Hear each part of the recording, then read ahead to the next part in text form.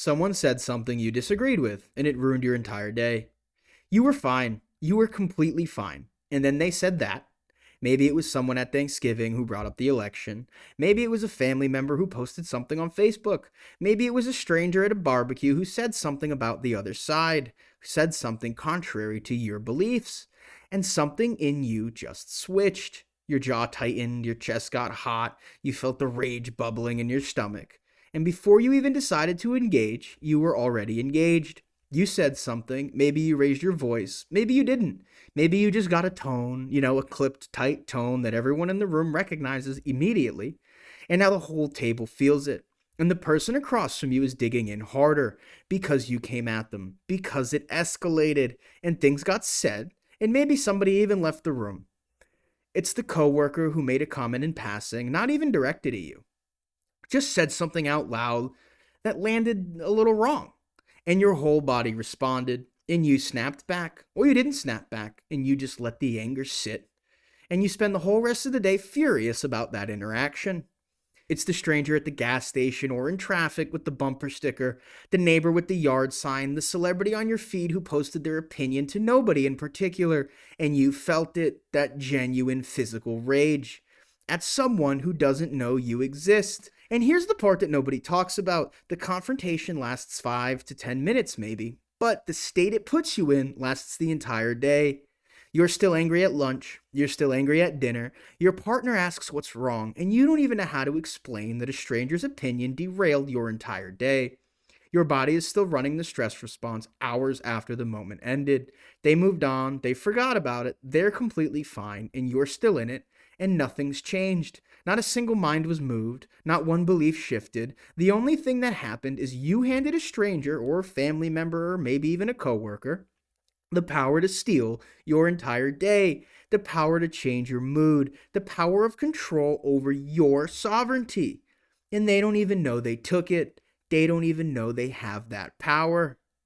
You're not defending a belief, you're defending an identity that isn't settled enough to survive disagreement, to let people just be, even if they are a silly goose. When someone presents a belief that contradicts yours, your brain cannot tell the difference between an intellectual disagreement and a physical threat. The amygdala, the part of the brain that's responsible for survival, fires the same alarm it would if someone pulled a weapon on you. Your palms sweat, your jaws tighten, your body mobilizes for war, for a comment section, for a family member at dinner, for someone on the street whose name you will never know. Your nervous system treated a difference of opinion as a threat to your survival. And here's the question the wizard needs you to sit with. Why would someone else's belief feel like a threat? There's only one answer. Because somewhere underneath the argument, underneath the heat and the need to be heard, your identity is sitting on top of that belief. You didn't just hold the opinion, you became it.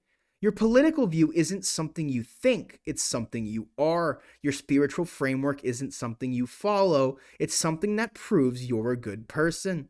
Your moral position isn't a conclusion you reached, it's evidence that you're worth something. It's evidence of why you're a good person. And when someone disagrees, when they exist in the world holding a different belief without collapsing, your nervous system reads that as proof that maybe you're wrong. And if you're wrong about that, what does that make you? Who are you? That's not a debate anymore. That's an existential crisis. So you fight. You already know you can't change their mind. You fight because your identity needs the argument to exist. It needs to prove itself. It needs the other person to concede so it can feel safe again. Reality reflects the state you're actually living in, not the state you want, not the state you're arguing for, the state your nervous system is running on every single day. And if your identity requires constant defense, if it needs strangers to agree with it to feel intact, that identity is not built.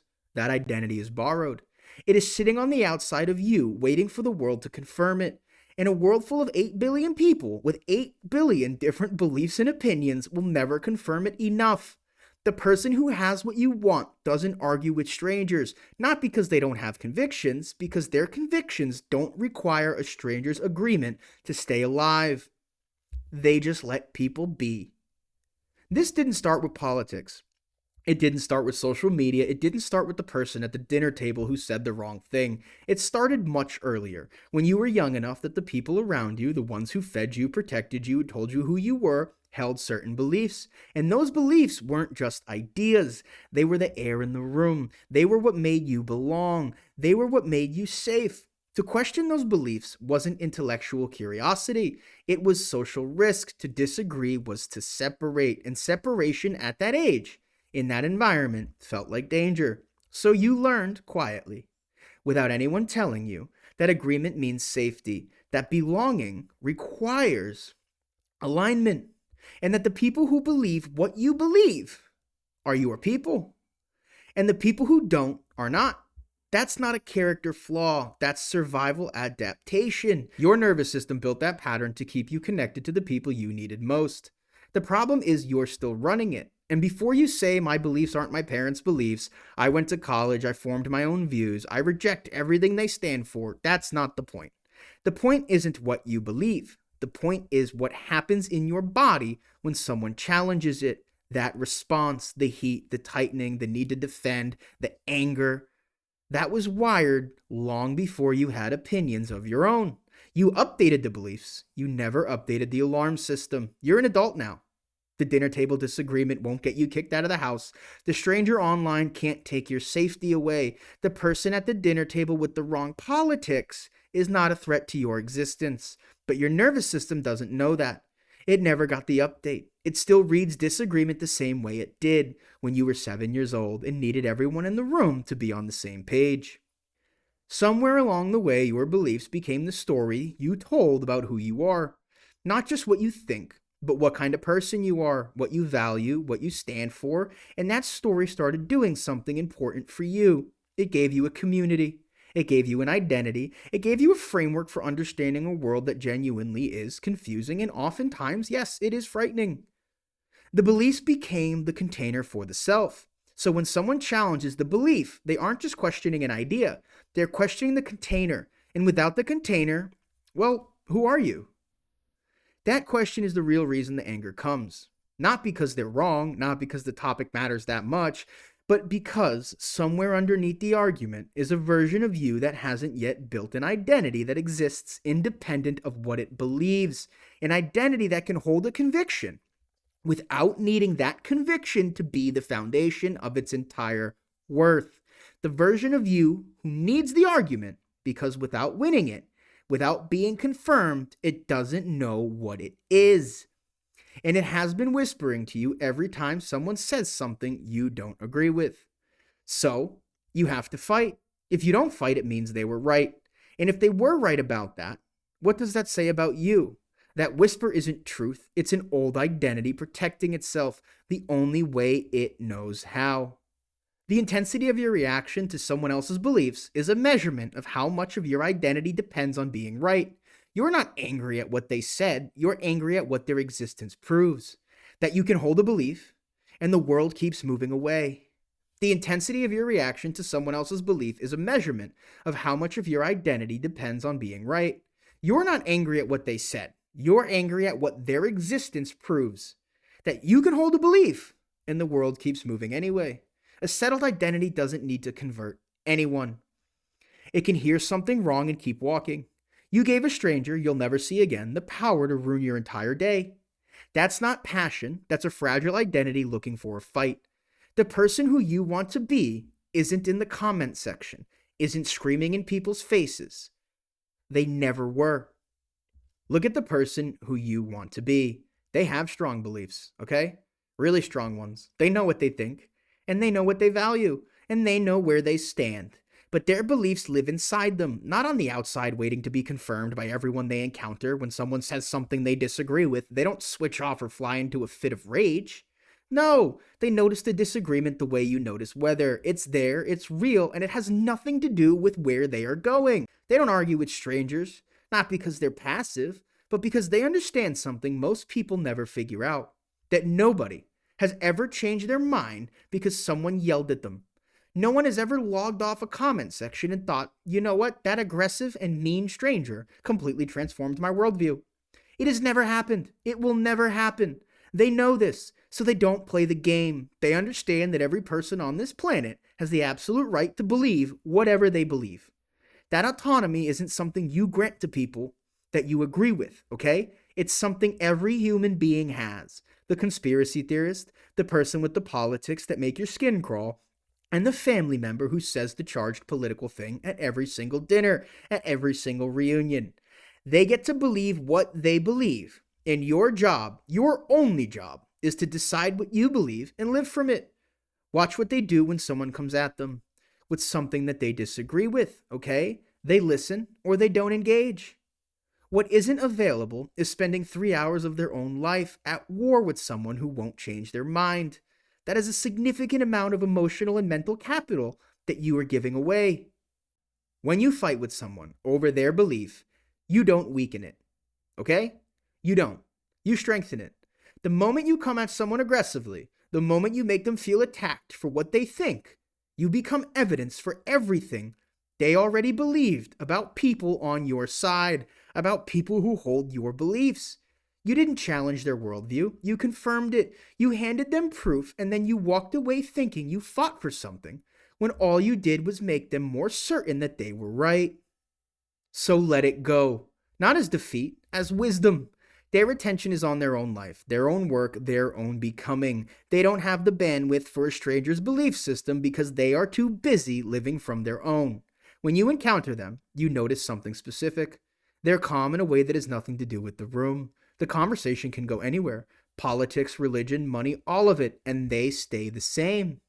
Not because they're suppressing something, because there's nothing to suppress. Their identity doesn't shift based on what the person across from them thinks. That's not indifference, that's sovereignty. That's what it looks like when someone has stopped outsourcing their identity to the opinions of people who don't matter. Here's what you actually do next time, before you engage, before you open your mouth at the dinner table, before you let the comments send you into a spiral. Just pause and ask yourself one question. Does this person's belief have any actual power over my life? Not whether they're wrong, not whether they're right, because they're probably completely wrong, okay? The question is whether their wrongness has any jurisdiction over your existence, over your peace, whether their opinion changes anything about who you are or what you're building. If the answer is no, and it's almost always no, you already know what to do. Don't take the bait, okay? Just stop taking the bait. Stop letting a stranger's opinion pull you out of your own state. Stop handing the dinner table the power to ruin your day, not because you're weak, but because you're too busy to be at war with someone who has already forgotten the conversation, who isn't going to change their mind. Instead, just notice the heat. Say to yourself, my identity just felt threatened. That's it. No drama, no deep dive. Just name it for what it is, because the moment you name it, you are no longer inside it. You're watching it from a distance. You get to choose what you do next. For the pop culture fans, there's a reason the dude became an icon. A man wanders through a world full of people trying to impose their reality on him, and his response to every single one of them is the exact same. Well, that's just like your opinion, man. Not agreement, not defeat, just the quiet recognition that your opinion is yours and mine is mine, and neither of us is required to convert the other. Some ancient wisdom said it even earlier. One proverb puts it plainly. There is no use arguing with a fool. He only rages and scoffs and tempers flare. Another goes further. A fool takes no pleasure in understanding, but only in expressing his opinion. 2,000 years of human wisdom arrived at the same conclusion the dude did. You are not obligated to attend every argument you are invited to. Let them be wrong. Let them believe what they believe. Let the comments sit unanswered. Let the dinner topic die. Keep your peace, keep your state, keep your day. Because at the end of it, their belief is just, their belief. It only has the power you give it. Every minute you spend at war with it is a minute your actual life doesn't get.